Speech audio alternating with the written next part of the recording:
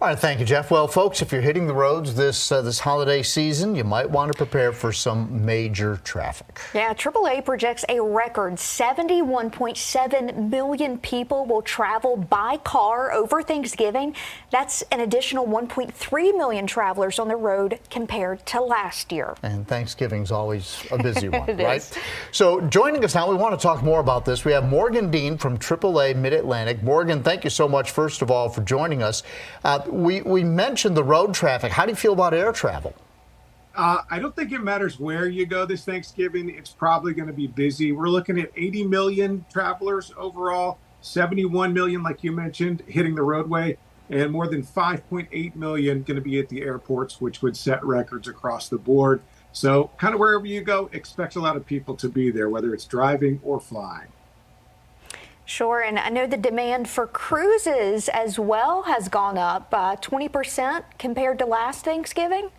Yeah, so we call that the other category where we have bus, train, and cruising. It's also seeing some pretty big numbers, up 9% over last year, over 18% higher than what we saw back in 2019. Most of that being driven by interest in cruises. Domestic and international cruises up about 20% booking-wise over last year. A lot of people wanting somebody else to do the cooking, but being able to enjoy the ship at the same time.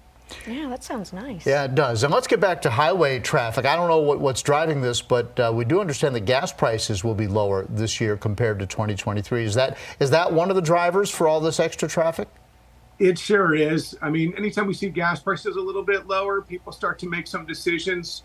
Hey, where could I go? What could I do? Could I use some of that money that I'm saving on gas this year compared to what we looked at last year, and turn that into a meal or some other adventure along the way? Here in Virginia today, our state average dropped down to $2.99.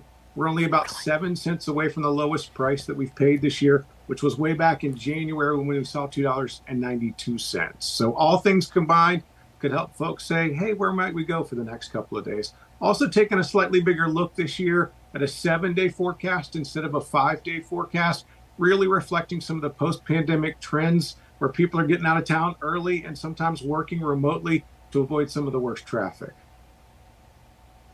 All right. Well, thank you so much. We appreciate that.